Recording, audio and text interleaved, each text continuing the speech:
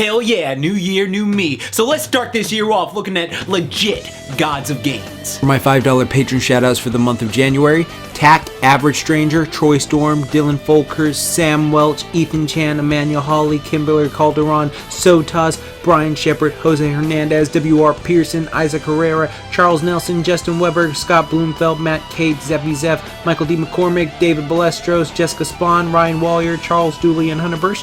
Thank you all for your added support. All of you are super. Just saying. Yo, dudes and dudettes, your friendly neighborhood Jaxblade is back, and since we're about to get some insane quality in Dragon Ball Super these upcoming weeks, hopefully, since, I mean, you know, they took a week off and you see the quality of what they're doing so far, I freaking had to do this video. It's a topic that me and my friends have been talking about for a long time, and I figured I might as well do a video series on this because it just gets me hyped every time I think about it.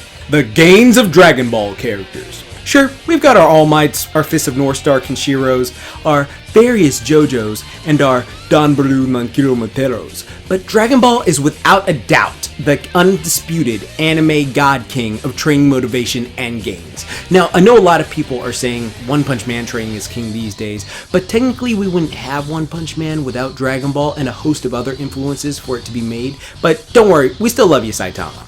Matter of fact, I took a poll on various social medias to see who people said had the best physique out of Goku, Saitama, and All Might, and Saitama won. And since that's my current physique right now, I felt pretty good about that, and the ladies don't seem to mind either.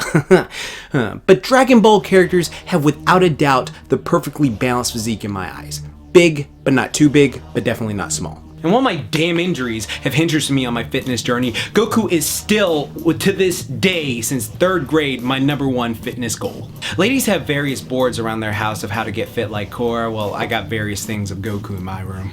But today we're going to be looking at how far the Z Fighters have come physically from their very first appearances. And before anyone says, "Oh my god, you can't seriously compare the physiques of the art style teams."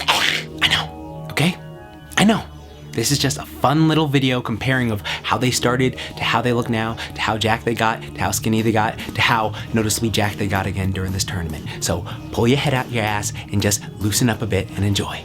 And yes, some things are just straight up inconsistent. Sometimes he looks super jacked, sometimes he looks super small, but this is just a video for fun, alright? Don't take it overly serious. Though Jiren is the god of gains, so that probably has something to do with it. As a huge Dragon Ball fan since the 3rd grade and a personal trainer for the last 8 years, this stuff is my passion, okay? I love talking about it, so let's get to it. Now, I will say I'm going to give each of the characters their own separate video, because if I was just to cram it all in one video, it'd be like an hour long, okay? And I want to give each of these characters their shine. Also, for the record, I'm not going to be talking about what kind of training they were following, because I've done 2 videos on that exact topic before, and I'll leave links to them in the, you know, little card thing that goes by, and, you know, just like check the video, end of the video, and all that stuff. All of them are in my Would That Work Out playlist, where I analyze fictional routines of various fictional characters and stuff like that. So be sure to check that out when you get the chance, or after this video, you know, just let me know.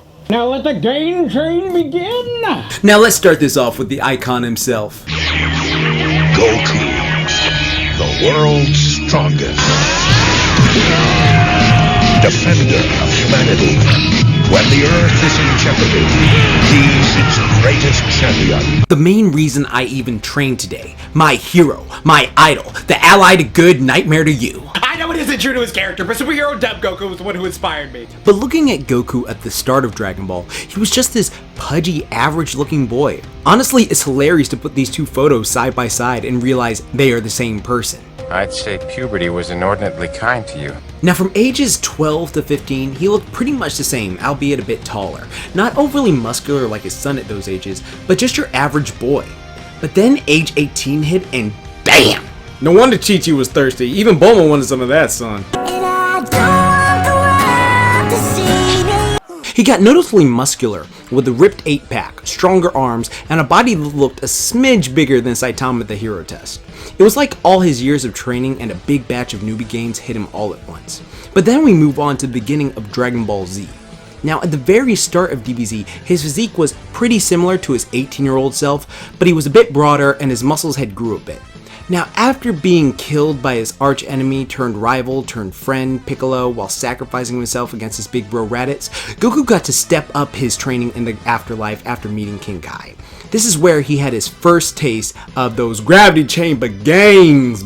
After getting back to Earth, his body was not only stronger, but his arms had grown too. Not to mention the fact that he now had a move that gave him a pump equivalent of deadlifting mountains and bench pressing planets. He wrecked Veggie for a bit, but then those gains got shat on when Vegeta turned into a Rob Zombie song and smashed Goku to bits. After the battle with Veggie concludes, Goku is left pretty busted, and muscle atrophy, aka muscle loss, was sure to set in until Yajirobe saves the day yet again with a senzu bean. After being healed, Goku hops on a spaceship to Namek with a built-in gravity chamber. And here's where you notice Goku's gains really start to improve. Just by seeing him wake up in the morning, we see his abs are more defined, his arms are Schwarzenegger worthy, and he starts to develop that fitness model physique from this point on. Now here's the thing about Dragon Ball. When you look at characters' bods from Ball to early Z, it seems pretty naturally attainable for the real world. They look like dudes who hit the gym a lot, a standard level 3 physique. And for those who want to know about physiques and their levels, be sure to watch this video where I cover it in depth. But during the Namek saga and on, they perpetually hold level 4 physiques and look gassed to the gills. Goku, when arriving on Namek, has a body that shows he's been putting in work in the gravity chamber, with his muscles incredibly defined, but nothing, and I mean nothing Goku had so far compares to his first Super Saiyan transformation while fighting Frieza. His shoulders are the size of his fucking head. His back has more definition than a dictionary, and the pump was so great it even lasted in his base form. You son of a bitch. Anyways, after Namek blows up, Goku heads to Yardrat for about 4 Steven bombs worth of filler, and comes back practically the same as when he landed on Namek. Now, during the 3-year gap of training, and all through the Android saga, Goku's gains are taken to the next level. He now visibly has huge bodybuilder pecs and traps, along with insanely defined shoulders, biceps, triceps, and incredible abdominals. And when training in the hyperbolic time chamber, his new ascended Super Saiyan forms would make All Might and any JoJo blush. But he realized big muscles suck if you can't scratch your own back, and decides to go back to the lean, mean athlete he was at the start of the Android saga while fighting the perfect Bugman. But sadly, his gains weren't strong enough to tank a bug bomb, and he died. What have I become? My sweetest friend. Anyways, Goku's boy squashes the perfect cricket, and Goku decides to stay dead so he can live with Greek gods and space monsters for the rest of eternity. I guess you could say Goku was go through with Earth.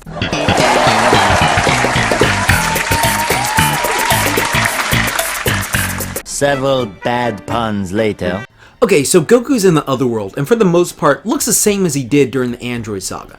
Although, if you read the manga, Toriyama slimmed Goku up a little bit considerably how he used to be in earlier chapters.